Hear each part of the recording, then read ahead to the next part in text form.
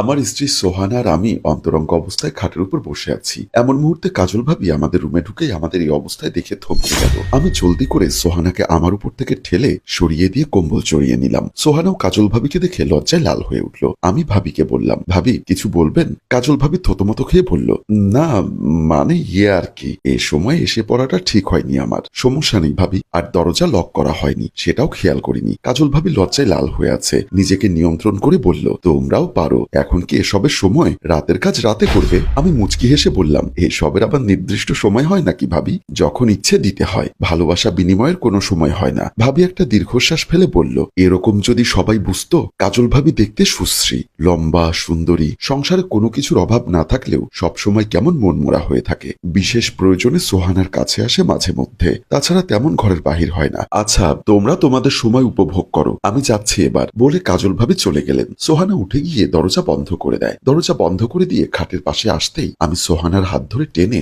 দেওয়ালের সাথে লাগিয়ে ঠোঁটে আলতো করে কামড় দিয়ে বললাম, সারাক্ষণ শুধু আদর আর আদর চাই, অন্য কিছুর হুঁশ থাকে না তাই না? এবার সোহানা উল্টে আমাকে দেওয়ালে লাগিয়ে বলল, এরকম একটা সুইট জামাইয়ের আদর পেলে হুঁশ তো উড়ে যাবেই, চুপ একদম, আদর করতে দাও।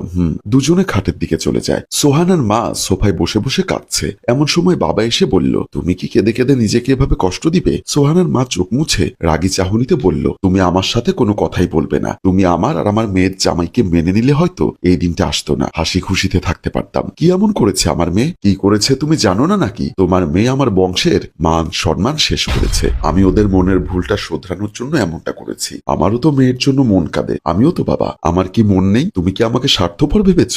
বলেই বাবা মাকে জড়িয়ে ধরে রেখেছে। দুজনে কাঁদতে থাকে। নাস্তার টেবিলে দুজন। পরিবার ছেড়ে এসে সোহানার মনে যে কষ্ট সেটা ভুলিয়ে রাখার জন্যই সোহানাকে খুব আদরে রাখি সারাক্ষণ। আমাদের ইচ্ছা একটা বেবি নেওয়ার। বেবি হলে তো সবাই মেনে নিবে আমাদের। প্রতিবারই শারীরিক মেলামেশার পরে আমরা আনন্দিত হই যে এবার বুঝি সোহানা বেবি কনসেপ্ট করবে, কিন্তু পরে টেস্টের রিপোর্ট আসে নেগেটিভ। সোহানা বলল, আগেও একবার দেখেছি রিপোর্ট নেগেটিভ, এবারও যদি নেগেটিভ আসে? আরে পাগলি, টেনশন করো না, কোনো সমস্যা নেই। এখানে তো আমরা দুজনেই, যতক্ষণ বেবি না হচ্ছে মিশন চলবে আনলিমিটেড। সোহানা মিষ্টি হেসে বলল, দুষ্টু বর একটা, মিষ্টি বউ একটা। সোহানা মুচকি মুচকি হাসছে।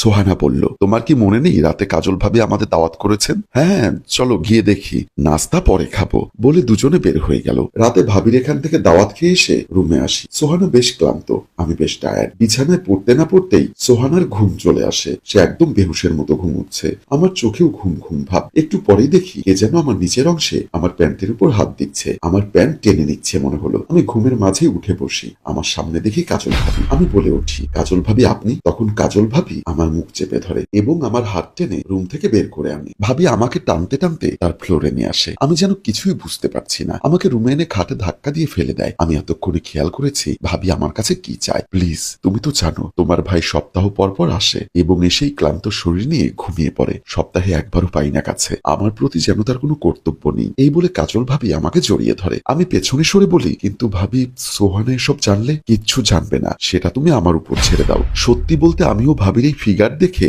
নিজেকে খুবই কষ্টে এতক্ষণে আটকে রেখেছি। ভাবি বলল, তোমাদের ওইভাবে দেখে নিজেকে আর সামলাতে পারিনি, প্লিজ তুমি আর না করো না। আমিও আর নিজেকে ধরে রাখতে পারিনি। ভাবিকে জড়িয়ে ধরে খাটে ফেলে দিলাম। অনেক আদর করার পর দুজনে ক্লান্ত। ঠিক তখনই দরজায় কটকট শব্দে আমার সেন্স স্বাভাবিক হলো। দুজনে কাপড় চোপড় ঠিক করে উঠে দাঁড়িয়ে যাই। কে এসেছে সময়ে ভাবি? ভাইয়া নয় তো? আরে তোমার ভাইয়া কেন আসবে সময়ে? সে আসার আরো 3 দিন বাকি। আচ্ছা আমি গিয়ে দেখে আসি। ওকে ঠিক আছে। আমি দরজার দিকে চলে যাই। আমি দরজার ছিদ্র দিয়ে তাকাতেই দেখলাম একজন পুলিশ দরজার ওপাশে দাঁড়িয়ে। দরজার ওপাশে পুলিশ দেখে আমার গলা শুকিয়ে কাঠ হয়ে গেল। কিন্তু আমি যখন দরজা খুলে ওনার দিকে ভয়ে ভয়ে বিড়বিড় করছিলাম, তখন অফিসার বলল, আপনাদের নিচের তলায় গ্যাস লাইনের সমস্যা, কাজ চলছে, আপনারা কেউ চুলায় রান্না করবেন না, আজ বাহির থেকে খাবার আনিয়ে খেয়ে নিবেন। যাক বাবা, পুলিশের কথায় আমার গলায় এতক্ষণে পানি চলে আসলো। পরদিন নিজের বউকে রুমে এসে আদর করব, তাই আমরা প্রস্তুতি নিচ্ছিলাম। ঠিক তখনই আমাদের দরজায় কটকট শব্দ। সোহানা দরজা খোলার জন্য বিছানা থেকে উঠে চলে যায়। আমিও উঠে গেলাম।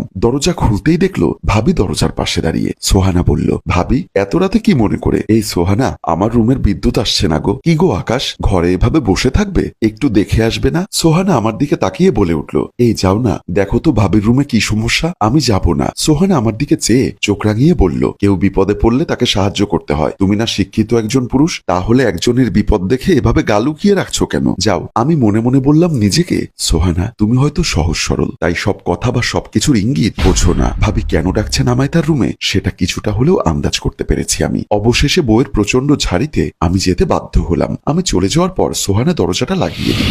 আমাকে নিয়ে ভাবির রুমে ঢুকতেই তিনি তার দরজাটা লক করে দিলেন আর আমার গলায় হাত জড়িয়ে বললেন, সেই যে কখন গেলে আমায় উতলা রেখে, আর তো তোমার খবর নেই। আমি বললাম, দেখো ভাবি, আমি এমন জানলে আসতাম না। আমার কথা শুনে মুহূর্তেই ভাবি তার শাড়ির আঁচলটি ফেলে বলল, তুমি যদি রাজি না হও তাহলে আমি চিৎকার দিয়ে বলবো তুমি আমার সম্মান হানি করেছো। আমি নিরুপায় হয়ে ভাবির দিকে মনোযোগ দিলাম। জড়িয়ে ধরে কিছু করব, ঠিক তখনই কে যেন রুমের দরজায় অবিরত শব্দ করতে লাগলো। আমি প্রচন্ড ভয় নিয়ে বললাম, ও সোহানা হবে। অনেকক্ষণ হলো আমি রুমে যাইনি, তাই সোহানাই এসেছে। আমি দরজা খুলে দিতে চলে গেলাম। আমি আর ভাবি দরজা খুলতেই দেখি ভাবির স্বামী ও সোহানা দুজনে দরজার সামনে দাঁড়ানো। আমরা দুজনেই তাদেরকে দেখে ভয়ে কাচুমাচু হয়ে গেলাম। ভাবি কিছু বলতে চাইতেই ভাইয়া ঠাস করে ভাবির গালে থাপ্পড় দিয়ে বলল, দুশ্চরিত্রা মেয়ে, লজ্জা করলো না আমার অগোচরে এসব করতে? ইসলাম, প্লিজ আমার কথাটা শোনো। তোমার মুখটাও আমি দেখতে চাই না। বের হয়ে যাও আমার বাড়ি থেকে। আমি সোহানাকে কিছু বলবো, তখনই সোহানা বলল, হয়েছে, আপাতত তোমার মুখ থেকে কিচ্ছু শুনতে চাই না।